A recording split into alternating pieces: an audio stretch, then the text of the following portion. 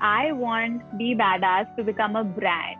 Okay, Mm-hmm. a brand that lasts the test of time, a brand that is actually cool but still makes a difference to women's life in a very tangible manner, in a way that kind of, helps women amplify their voices, helps women kind of give an audience to their business, helps them make more money, gives them more opportunity. So Yeah. that is where I wanted to go in the future.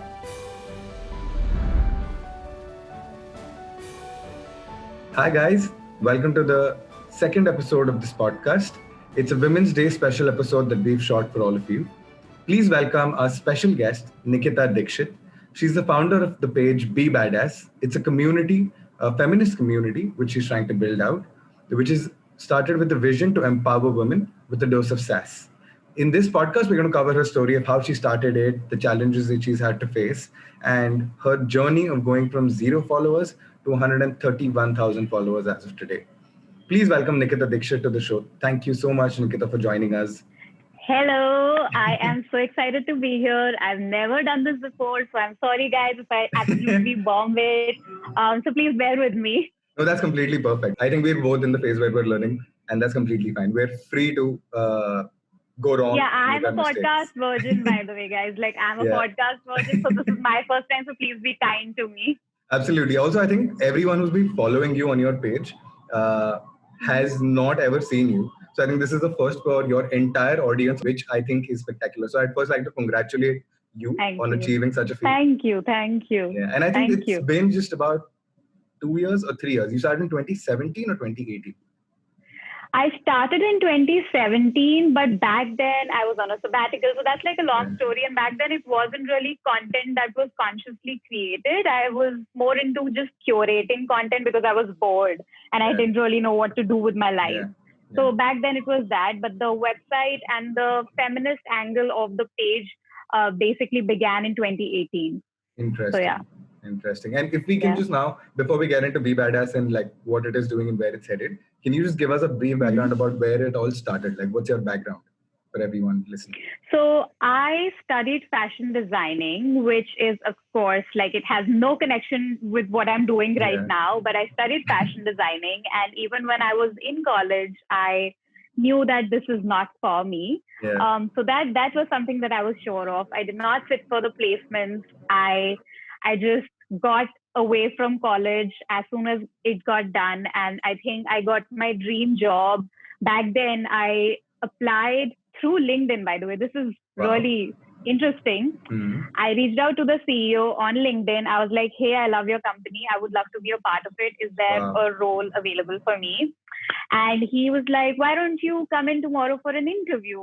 And so this is Scoops, and this company was in Gurgaon. I was in Lucknow at that point. And I mean, I don't think he knew that I'm not in the city. And so he just called me for an interview the next day, and I flew in the next Really? day, went straight. Yeah. And I Wow. went straight to the office. Like, I didn't even bother telling him. Yeah. I just went straight to the office, got an interview with him, just had a little chit chat. And funnily enough, he told me that there isn't an opening as such, but the conversation went so well that he was like, I would actually like to take this forward. And so then, I mean, I had other rounds with the London team and all of that. And Yeah. it was Yeah. a very interesting conversation where they asked me where I'd like to shop and how I discovered new brands. So it was Yeah. all really up my alley. And I got that job and I absolutely loved every bit of it till I did not. So, How so long did you I do was it? there. I was there Yeah. for 3 years. Hmm. And after that, I was like, what am I doing? Why am I doing this? Why am I selling stuff to people, that is so unnecessary? And Hmm. I don't know. I was just having, probably it was burnout, or probably it was like a pre-midlife crisis of Yeah. sorts, where I was just kind of, feeling a little lost. And so Yeah. I was 25 when I quit and I Yeah. retired. I like to call it, I retired from the whole Yeah.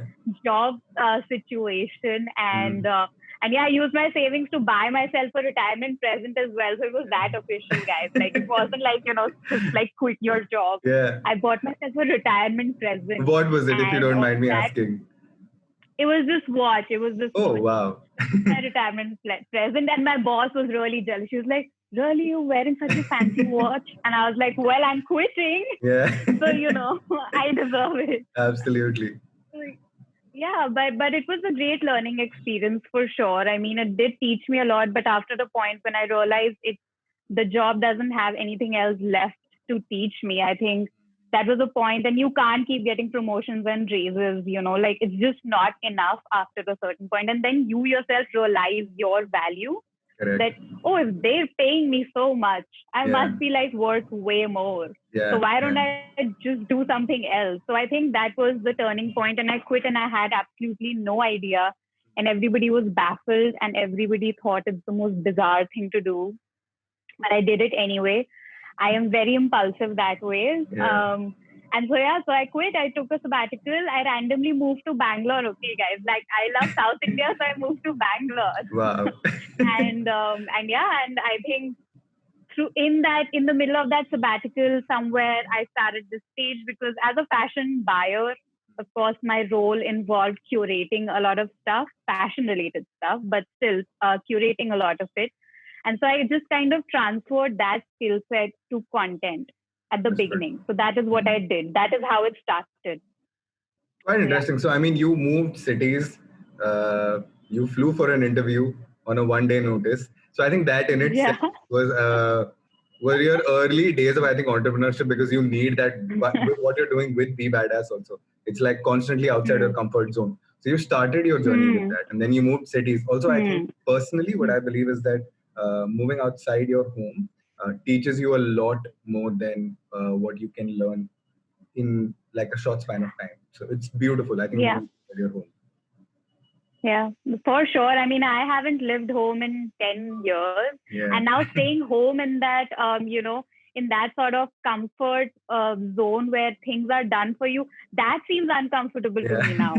So because I'm just not used to it. Yeah. I definitely agree with that. I think everybody needs to live away from home, because there's this level of maturity that you will otherwise never ever get. And I'm sorry to offend a couple of people if it does offend them, but that's true. No, but I think that's completely fair. The kind of growth that I've had, like for me, the first 3 months were very difficult moving outside Pune. But then the third month, there was a turning point where I was like, okay, I can sit and like complain about it, or I can just stand up and face it. And I think that is when I started learning rather than running away from it. I started facing. Yeah. So, but yeah, I think coming back to the fact that, so you moved to Bangalore. I think one thing which I'd like to highlight is that you retired at 25. I think that's something that you should particularly be very proud of. Like my parents are not yet retired and they're like 60. So I'm really proud of the fact that you managed to retire at 25. I mean, but I retired from like a 9-to-5 job, right? Yeah. But it's still a struggle. Like it's very tricky. If you tell me to retire now from what I'm doing, I don't think I'll be able to do that. Yeah. So, I mean, complete retirement is a whole different game altogether. But yes, I retired from the 9-to-5 rut for sure. Yeah. I think getting out of that space also for you would have been quite a challenge. Coming out of that 9-to-5, having like fixed working hours versus now working practically all the time. So, I mean, I think the biggest thing, and I think anybody who is in a job scenario and is thinking of quitting, and the people that I've spoken to, they're always like, how did you quit like such a well-paying, cushy job? Like, how could you do that? And there were like gifts involved because you worked in fashion and all of that. And I'm like, I don't know how I did it, because I mean, if I think back, and trust me, there are still times when I do miss it, like that regular paycheck, that loaded paycheck where, I just go and shop as much as I wanted and all of that. I do miss it, but I mean, I would still not go back to it. I completely relate. I think even with me, like I've got my own startup, and like there are months when you can get like a full salary, some months when you can't get anything, some months when you can get half. So there are those days when I'm just like, okay, everyone around me, I think they have stability. They know what is coming into their, so financially also doing your own thing is mentally taxing, I would say, rather than financially taxing. Very. I think we need to do a whole different podcast on, having like especially for me, I have a mental illness, and like Yeah. being an entrepreneur with a mental illness, Yeah. that's like Yeah. that needs to It's be another like, horizon altogether. oh yeah. Oh, No, but that's tough. It's very hard. I can imagine. That's something I'm really proud of. So I think that it's really powerful that you've been pushing through with Hmm. with all of it. But yeah, I think that's something that everyone who follows your page and engages in your content would be very proud of you for the fact that you're doing this. I'm glad. I hope it inspires people because Absolutely. I know that mental illness can be really hard. So it's and it's very different for people, for different people. So yeah, so I totally get that. Yeah, I completely relate. I have some very close people in my life who have gone through this, and I also at some point I think I've gone through it, and I have not realized it Hmm. through the last 2 years or Hmm. whatever. But I think just Hmm. overall being aware of yourself, self-awareness, I think is the key to starting Absolutely. something of your own. Self-awareness is so important. Yeah. Yeah, So during for this sure. sabbatical of yours, I think was Hmm. self-awareness a key for you to do this? You knew what you were going to do, or I you think just quit? I did not. I quit. I had no Yeah. plan. I called it, taking like a free fall Yeah. from the edge of a cliff because that Yeah. is what it felt like. And you Yeah. don't know where you're going to land or whether you're going to land or die. Yeah. That is what it felt like. But I did it anyway. And, so when I did take the sabbatical, I had no idea. I was just taking some time off and, just trying to enjoy life. But during that time, what happened was I realized that I had been living in a fashion bubble. Now, fashion Hmm. bubble is this thing where you live in a world where you're just surrounded by fashion content, fashion merchandise, everything fashion, right? So your life is determined by seasons, be it spring or fall Yeah. collection or this or that, a Yeah. forecast, this brand and that brand and all of that, and the pricing around it, and this designer and this influencer. So that's what your life becomes.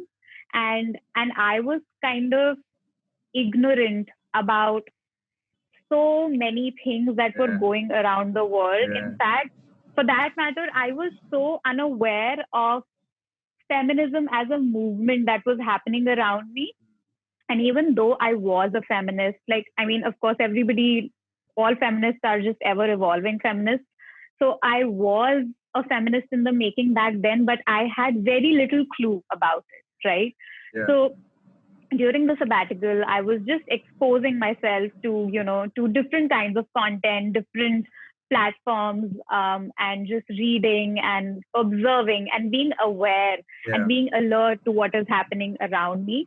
I think that is when I kind of realized that if I had to read anything, right, I would always gravitate towards an international platform that caters to women, as opposed to an Indian platform, Indian content platform. And I think that is a big gap that I felt when, I realized that I had grown up on magazines like Vogue or 17 or like Grazia or Cosmopolitan. And that is the content that I consumed, right?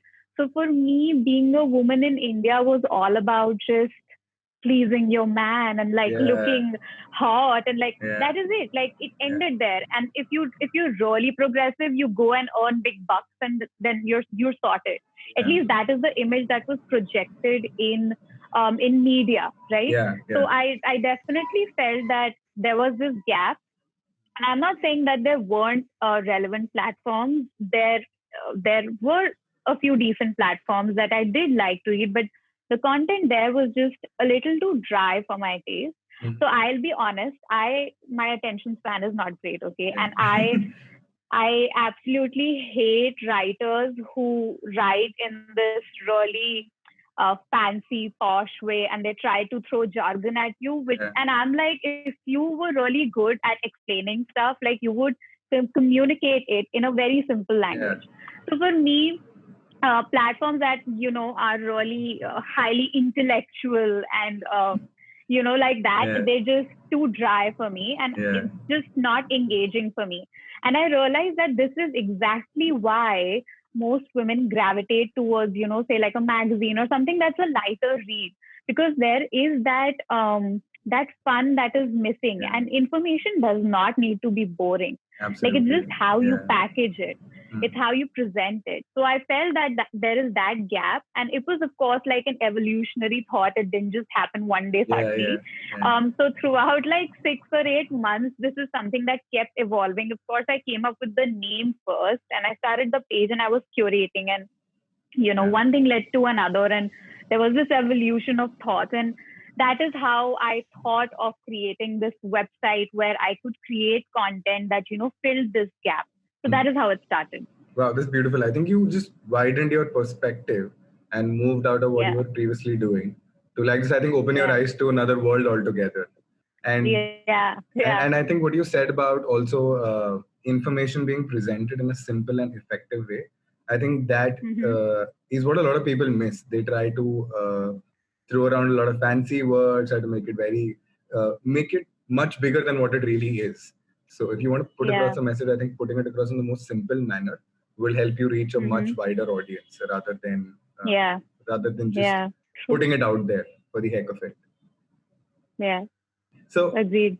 So the thing is that when you started it, when you got the name, when you figured out that you wanted to start a page for this specific reason, uh, Hmm. how did you take your first few steps onto starting that page? Like you began it, and then how did you go from where it started to where it is?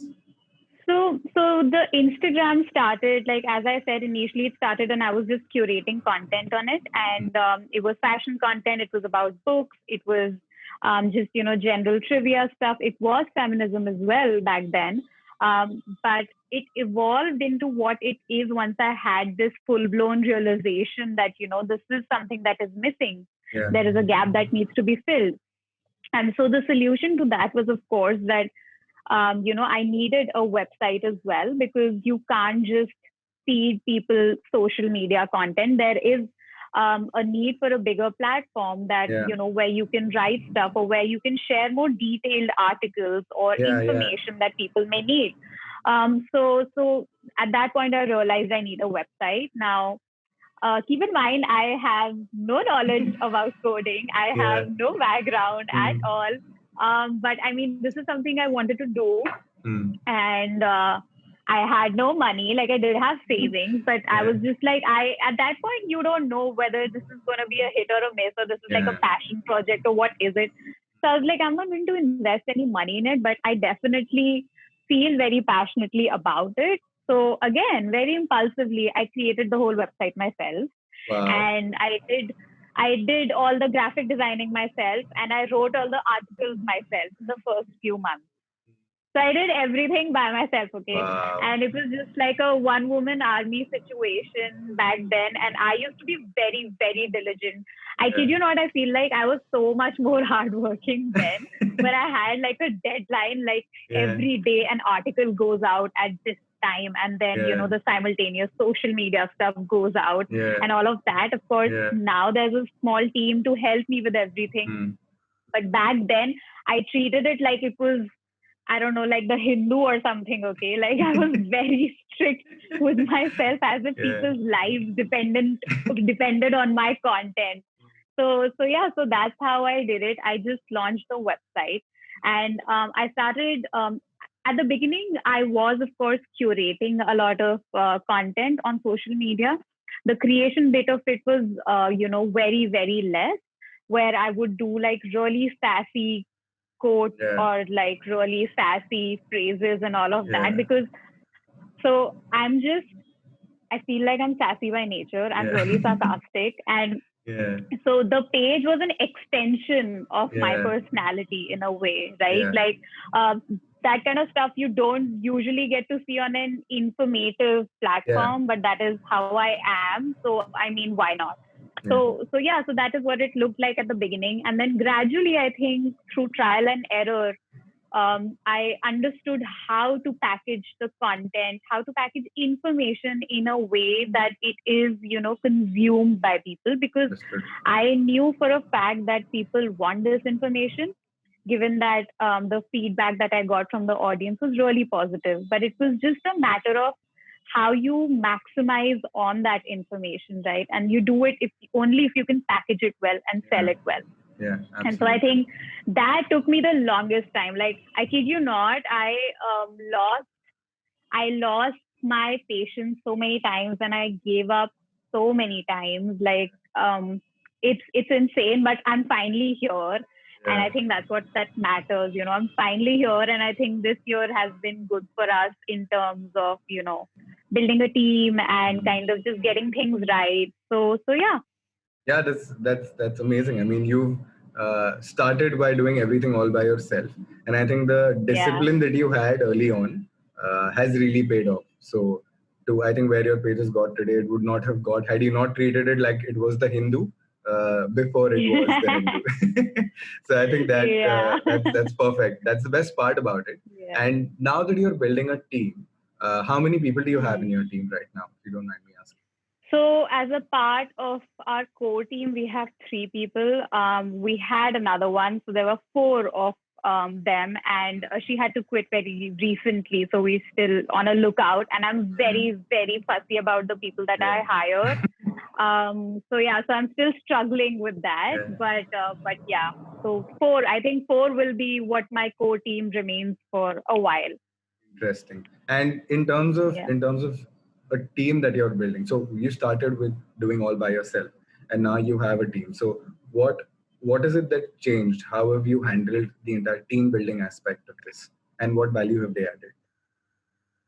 So I think the team definitely I feel like my biggest issue, my biggest challenge has also been building a team, because I always said that, you can get the money, you Yeah. can get an investor, you can get Yeah. everything, but you can't get the people, the right people, Absolutely. and Mm. they matter the most.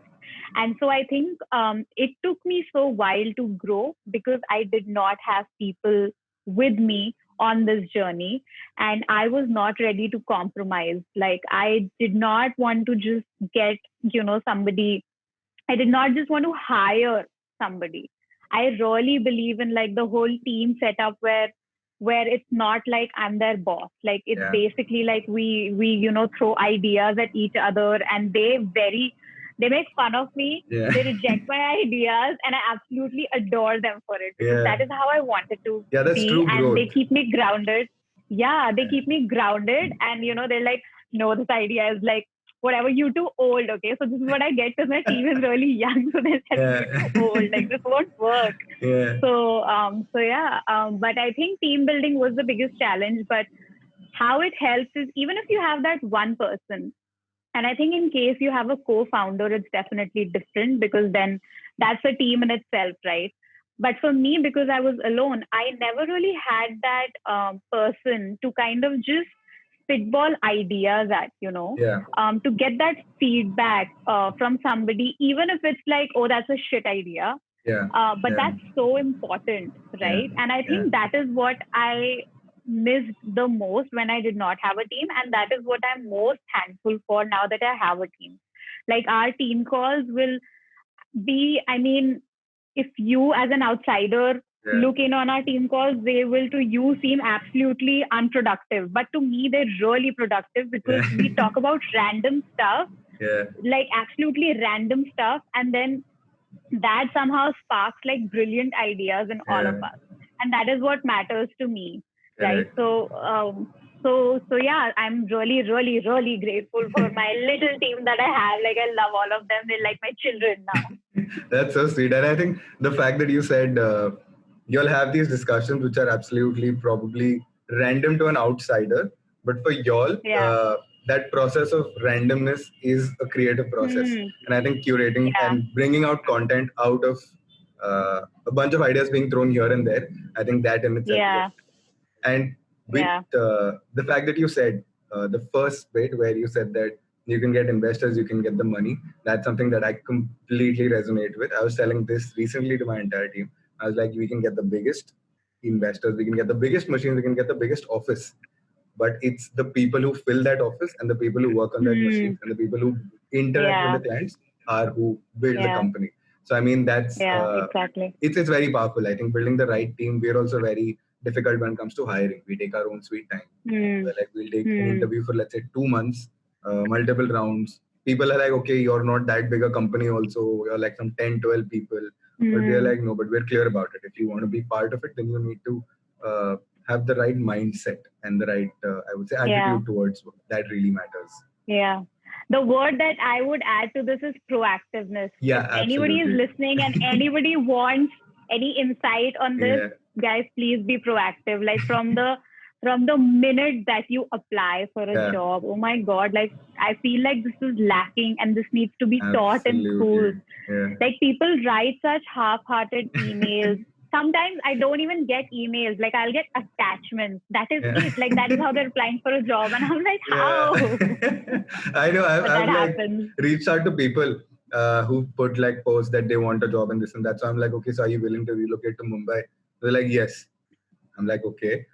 So here is my email ID. And then I just get the CV. And I'm like, this is not what college is teaching you. Right? They're just teaching you that you need to study, you need to give your exam, you need to go out. But no one's teaching you how to interact. What to say, when to say, how to build your CV. I find CVs which are still in like college formats. And I'm like, I don't want to see your marks from 1st to 10th. Like that is not my agenda here. I don't care about your marks. But yeah, that's just a sad state of that, I would say, job market right now. It is. Yeah, we should have another podcast. Like we should do another episode on just like CV building and how to kind of, make an impression when you're writing an email. That is so important. It's very critical. And now with the kind of content also that you all share on Be Badass. So I've seen it's a wide variety of content. It's content which not usually people speak about. So, I mean, where do you guys come up with these ideas and like what is the motive behind putting out that content? I think, of course, like as I mentioned earlier, staying alert about, things that are happening around us throughout the world. And again, like as I had mentioned earlier, the platform initially was an extension of my personality. So even now that I have a team, it's slightly different.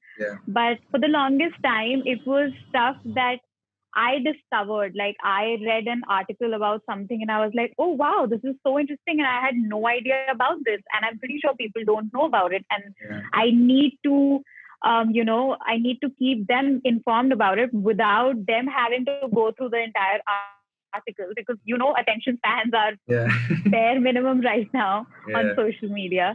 So I think that is one aspect. Another thing is now that I have a team, of course, there are many things that, the teammates discover and they think is important to talk about, something that's really important to talk about. We obviously cover a lot of things that aren't openly spoken about, like that's usually very hush-hush in Indian society.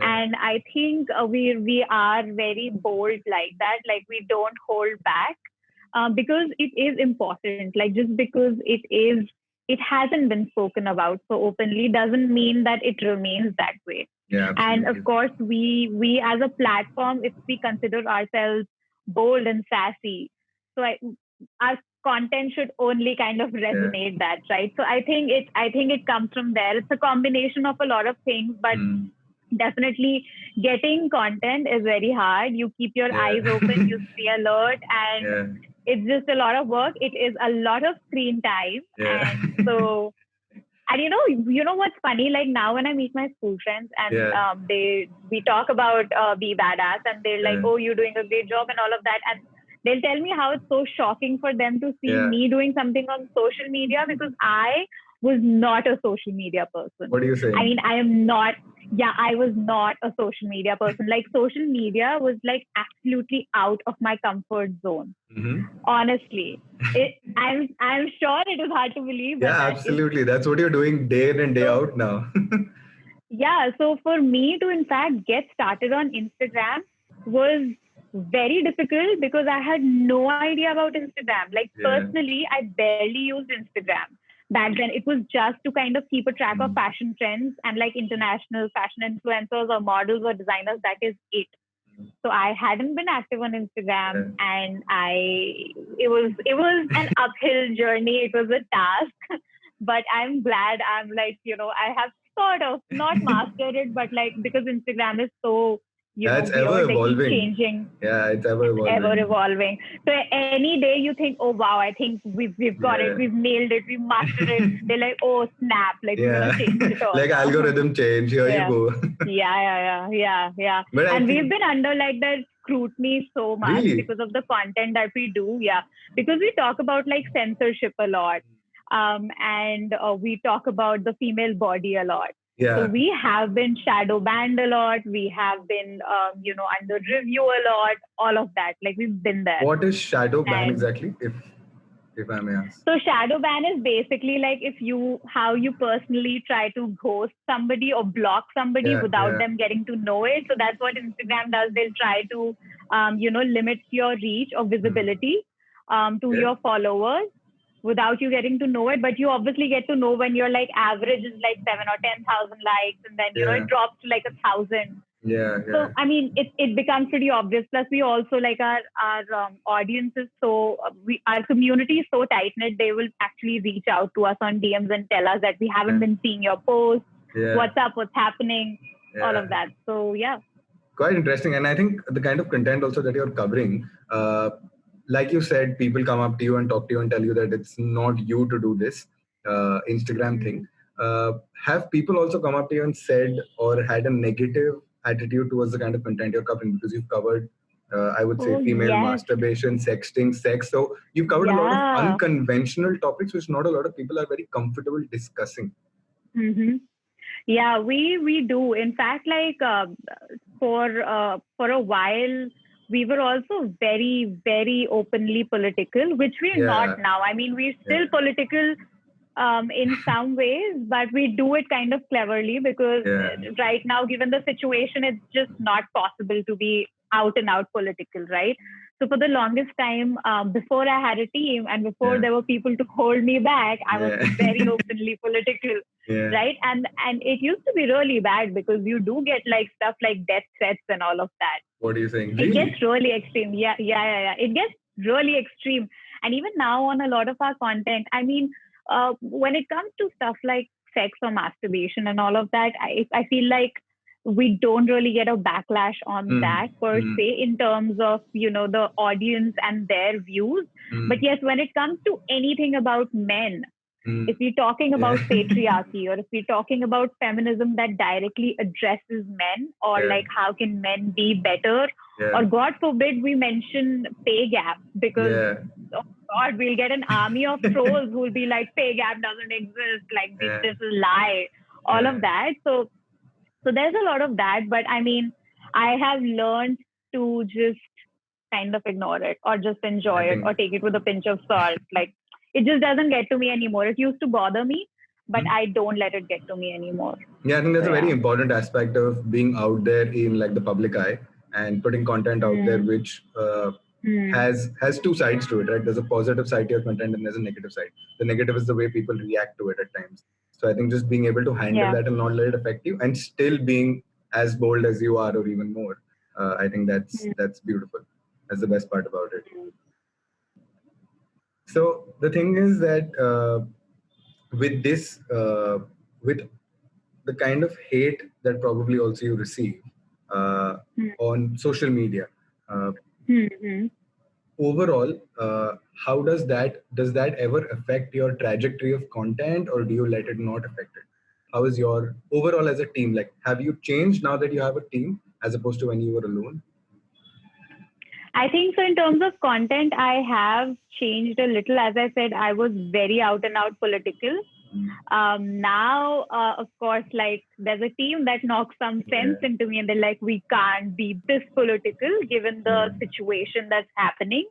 That's the situation that's around us. And I agree with that. Everything is obviously under the eye now. So our content has evolved in that sense, but we still talk about important things, but we're very, very clever about it.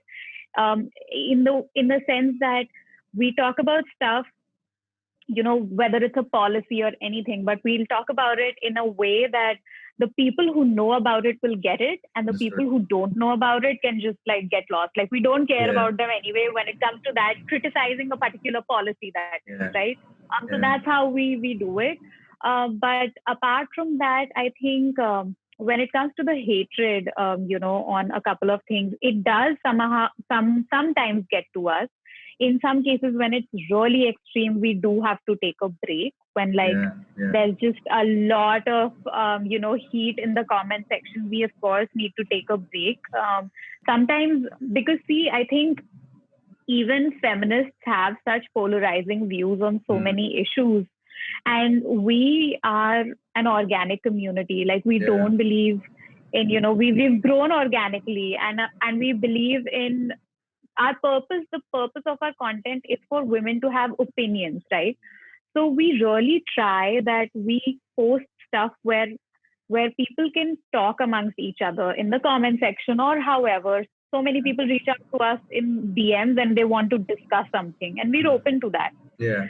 So, but in that case, there are times where, of course, we also make mistakes, and we will post something that may be way too controversial, or that is not acceptable, or that is, inappropriate probably. And we have done it. Like, we have made mistakes where I'll tell you this one time we did actually post an illustration, and that was, I think it was related to rape, and it was a beautiful illustration, and we posted it because it resonated with us so deeply. But we did not post a trigger warning with it, and so it did trigger a lot of people, and it was, of course, absolutely our fault. Like, it was wrong on our part to do it, and it was kind of careless, where you just, sometimes it slips, sometimes you miss it, sometimes your team misses it. It happens. And we posted it, and we got a lot of heat for that. And so many other times also. I mean, so on Independence Day, okay, I'll tell you another incident. On Independence Day, we posted a listicle of, like, female independence fighters that you didn't know about. So, and then there was hate on that post because apparently we, like, missed out Jhansi Ki Rani, or like we missed out somebody. So there was hate on that for that, and that just does not make sense, but it happens. Exactly. Like, internet is like that. It's just bizarre. So if it becomes really extreme, you take a break, you dust off, and then you come back and you move on. It's fine, because that's what people do on the internet.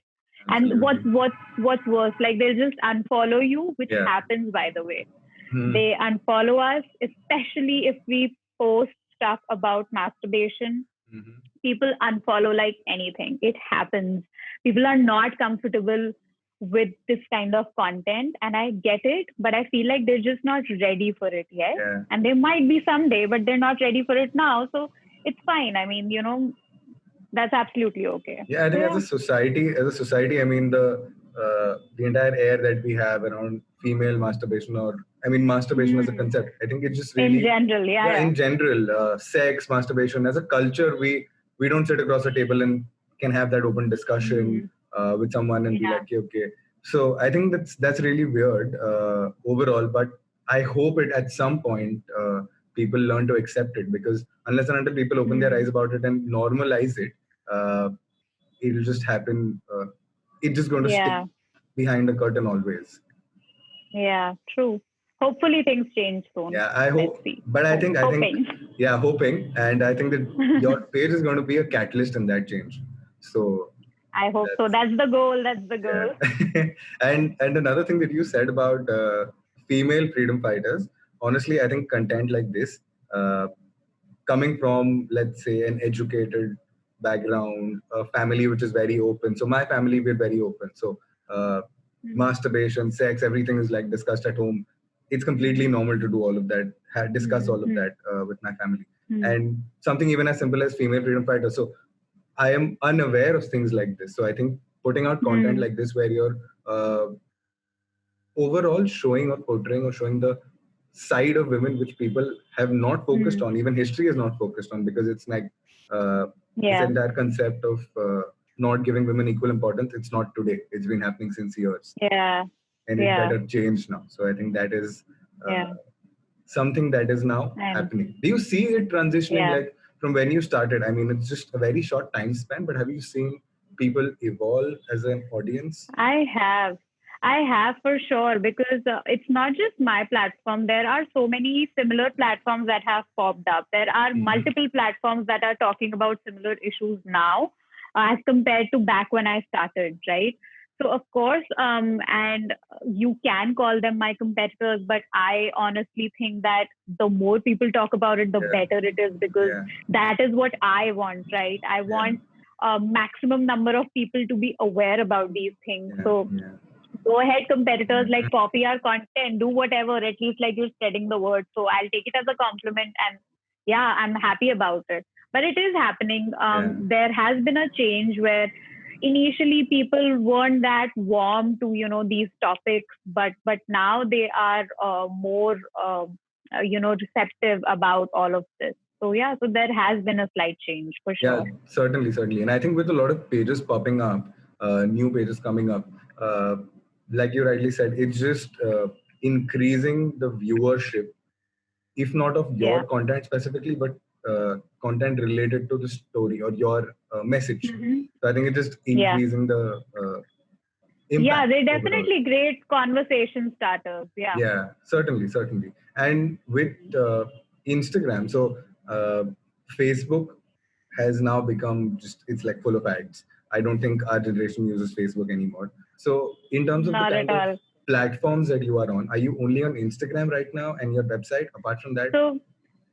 So we started on Instagram. Facebook was something that just went along side by side, and shockingly, Facebook, like, we never post anything, intentionally on Facebook, but there has been like a massive organic growth on Facebook as well, where now I honestly, I don't even check Facebook, okay? So just the other day I was checking I know it's very horrible of me to say that, or be like this, but like just the other day I checked Facebook after a really long time, and I was like, wow, we're at 30,000 followers. Like, we don't even post stuff actively here. But Facebook has been doing really well, and I'm pretty sure like it's kind of targeting a different demographic there as compared to what we have on Instagram. And so the kind of engagement that's on Facebook is very, very different from what you see on Instagram, where on Facebook, I think, given that the demographic is slightly older, for them it's just like, oh wow, people can talk about this. That's the reaction. Whereas on Instagram, they're like, oh, this is something that we talk just amongst our friends, and now like it's being talked about openly. So I won't like it, all of that. Yeah. So it's different, but I think Facebook has grown organically as well. We definitely want to probably think of Twitter, but I mean, I feel like we just have our hands full right now, and I don't want to, because Twitter is such an intelligent platform. I don't want to do it half-heartedly. We post every now and then whenever it's relevant, but haven't been actively focusing on Twitter, but that will probably be the next step when it comes to a social media platform. Understood.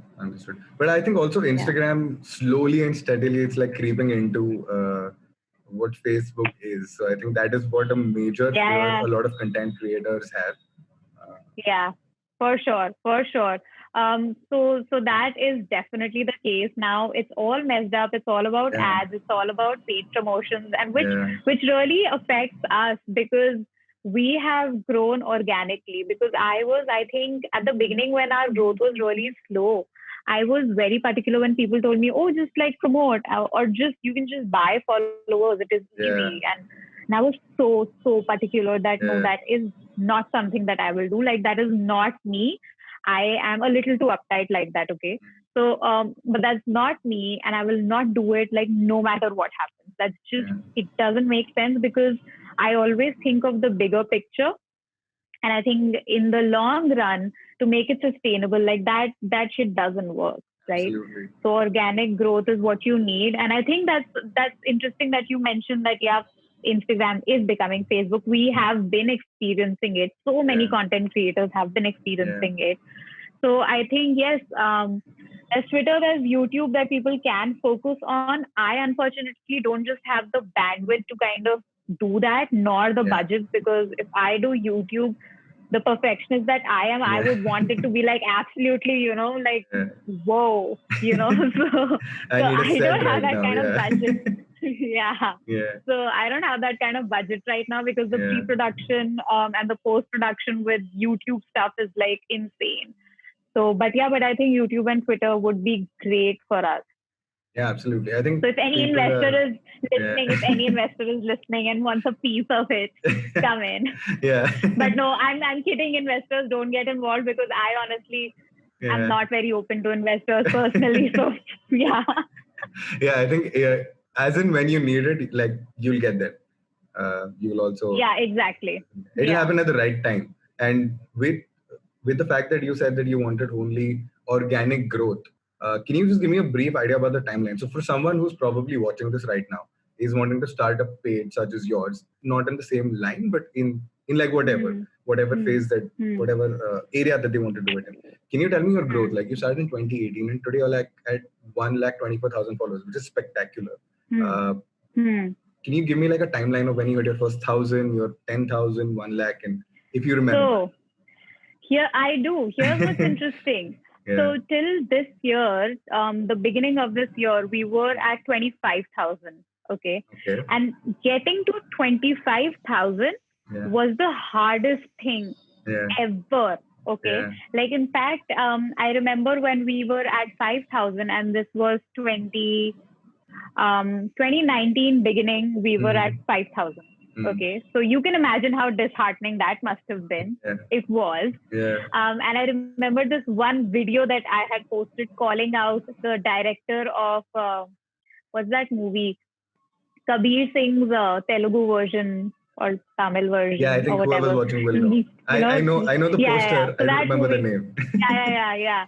So the director had like a really sexist interview and I posted excerpts from that and that kind of blew up. Like that video really blew up and that is how I touched, I think, 10,000, right? That is how I touched 10,000. Yeah. And I know. So because people were like, whoa. And most of them hadn't seen that interview. And the timing was so good. Like the interview came out. I think it's all about the timing as well, right? Yeah. So the interview came out and I think by noon. And then I posted the video by that evening, 7 p.m. Like it was out and it was compiled and it was with the most ridiculous controversial parts of it. Yeah. And again, like this was a really controversial interview. So for this, I did get a lot of death threats in my like personal DMs. Wow. I don't even know how people located it, but like, yeah, because people really apparently, loved this guy. So yeah. I mean... But that is how it happened. And I think after that, it was gradual. I did take a break for the longest time. I think I did take a break for like 6 months. I had a really horrible back thing, which led to a horrible mental health thing. It was a whole thing. Okay. This was last year, I think. Last year, I guess. What do you think? So you've taken a gap of 6 months amidst all of this? Yes, I did. That's very hard to believe. Yes, I did. I know I did. And I had almost given up at that point. I was like, I am just wasting my time doing this. And did your followers drop? No sense. During that period? They did slightly. They did slightly, but not too much. Okay. And I had just given up. And so after that, I think at the beginning of this year, I started picking it up again. I think towards last year end itself, I started picking up. I was like, no, I've got to get back to this. This has potential. I need to do this again and, get back to it again and all of that. And so I got back to it gradually and then got it to, I think, 25,000 by the beginning of this year, I guess. And then I got a team. And that is the difference that a team makes. Absolutely. I had a team. And then with the team, we got fresh ideas and we got fresh everything. And I had people to bother day and night. I was like, hey, okay, so here's the thing. I'm pretty sure my team hates me. So, okay, listen to this. I did most of the graphic designing myself, okay? And any graphic designer who's watching it will know that if you do one graphic, you'll have like at least 30 versions of it if you're a perfectionist. Because I will see like millimeter. Yeah. Okay, like slightly or slightly there. Yeah. And so like I'll send my team, hey guys, this is the final version. What do you think? They're like, oh yeah, good to go, look great. And then I'll send like 10 more. Okay, last final. What do you think about this? Fine. Yeah. So yeah. So I think with the help of my team, of course, with me bugging them a lot, we've managed to reach to this number, and this has been through Instagram's really bizarre changes, the algorithm that they've changed. They did it somewhere in the middle of this year. They've done it again right now, which is why our growth is stunted again. But I mean, what can you do? You just try to beat it. Just accept we'll the change in the rules, and just keep moving on. Yeah. But I think that's spectacular. I think it's snowballed from 25,000. It's they say that the first bit of that initial resistance is the difficult part, and then from there on you pick up your flow. For sure. And also it's the loneliest if you by yourself, especially. And I'm sure like it must be the same for you when you started up, right? It must have been really difficult at the beginning to get a client, to get that first client, right? And then even after that to get the second client, and then to kind of make them come back to you. Like that is so difficult. Absolutely. So I have this one funny story of like when we started out. It was just me and my co-founder Abhilash. And I'm blessed to have him as a partner. He's also someone who we like balance each other out in terms of the kind of people we are. So that's something I really appreciate about him. But when I just started marketing, so marketing is a different ballgame altogether. Like you need to go talk to people, sell the product, and you need to do it day in and day out. You know, 10 calls a day, you have 9 bad calls. You need to still stay positive for the 10th call. So I had like this one period in the start, in the first 6 months of the company when I just picked up marketing. And I was like, okay, I have done like some 75 to 80 calls and no one has gotten back to me. I was like, am I that bad? I was like, I've studied 3D printing. I know my shit right. I'm doing this. And I think nothing was clicking at that point. And that is when I just realized that I was like, okay, I just need to keep going. And post that, when I got my first sale, I was like really happy. I was like, okay, this is step one. And successively after that, it just got easier. And now I love it so much that the challenging aspect of it is something that excites me. That is where I think the switch has happened now. I think that was the same for me to kind of initially get like, partnerships with, we only work with female founded startups or female led startups. We only work with them. So initially to kind of, get them on board, to get them pay us, to kind of see that value in us was so difficult. But once you get the hang of it, then you get that high when you close a deal or when you close, a partnership. Is so exciting. I completely get that feeling. I think there is this different. It's something you can't put in words. It's something very powerful. But I think this has been a beautiful journey that you've had from where you started to where you are, and I think to where you're headed. It's something that everyone's looking forward to, and I hope that when you hit your first million, we'll do another podcast to celebrate your million followers. I'm really looking forward to Hopefully by then we'll have like different verticals as well that we can talk about. Absolutely. And a YouTube channel, hopefully. Some other platform which you would be engaged on. Yes. I'm actually, to be honest, super excited about like a new social media platform that comes up. I mean, there is such a big gap right now because I feel like all the social media platforms are reaching their saturation point. And absolutely. Something new is just waiting to happen. Absolutely. And I think people's attention span has reduced so much. So to be honest, when I was starting this podcast, a lot of people who were close to me, I shared the idea with them. And they're like, do you think people would listen to podcasts? And I was like, I do that every day morning. Like my day begins with listening to a podcast. So I said, there are some people out there who will still do it. I mean, when I'm traveling to work, when I'm going out somewhere, I said, just because I don't want to believe in the fact that I know that people's attention spans are reducing, but there are still a lot of people out there who are going to be listening to it. And there is value which I can provide. So I was like, I don't care about what the other. So here's something that I can tell you, okay? So at the beginning, when I did not have enough followers and, it was really disheartening, I think something that kept me going was even if I manage to make a difference in just one person's life, like I Yeah. changed their perspective, or I made them feel better, or I made them have this difficult conversation with their parents, about something, that is so important. Imagine there are people who don't do that. Like Yeah. they go on with their lives not making a difference to a single soul. So if you manage to do that, that is such a big Absolutely. deal. Yeah. I think that's Yeah. just detaching yourself from yourself and just like trying to make an impact. It's spectacular. Amazing. I think I'd like to end this podcast by asking you three questions. I've been doing this with every guest of mine. It's like three Okay, cool. questions which you need to answer. You can answer with one word, with a sentence, elaborately. It's up to you. But yeah, I'm really excited to do this with you. So the first question is that Okay. what was the most valuable lesson that you've learned? One most valuable lesson that you've learned in your journey of Be Badass. I think that would be, don't listen to everybody, and don't try to apply every lesson that you read here and there or in your self-help books, because there is no one rule fits all. So the 5 a.m. rule may be great for some people. I'm a night owl, and here I am. Like my brain starts working at night, and here I am, and I am absolutely fine with it. So so don't apply everything that you see around you. Perfect. What is that one piece of advice that you would have for men out there? For men out there, oh my God, just understand that you're privileged.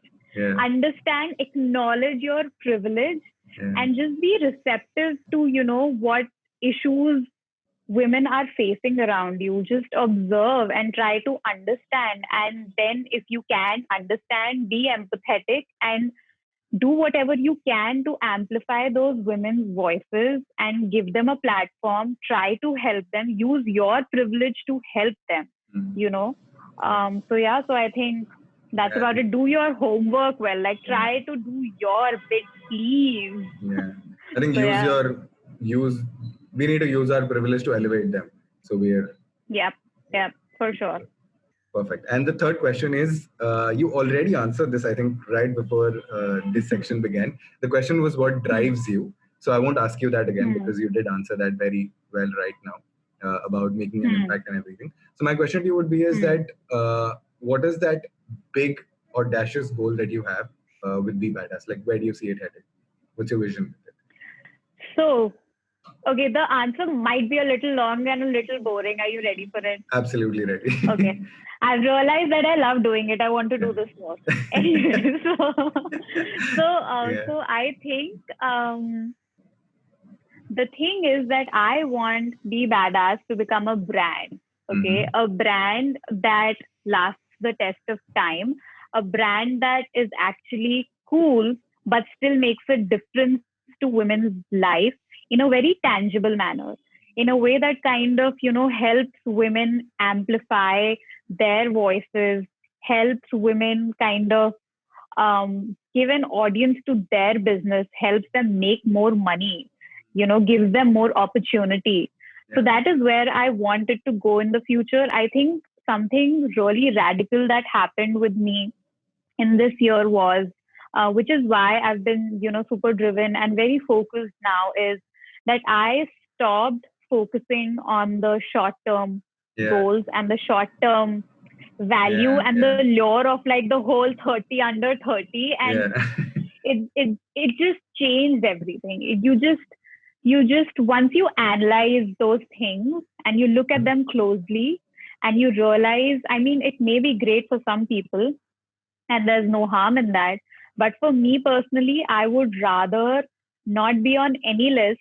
I would rather be a brand that is not associated with my face, because that is what I did for the longest time. And I don't want my name anywhere, but I want my brand's name everywhere. And I want it to be associated with impact and change when it comes to women's lives. So that is where I wanted to head. Beautiful. I think this, I'd first like to congratulate you on where you got to. I think everyone, whoever has been following you, it's just me saying thank you on behalf of everyone who's been following you.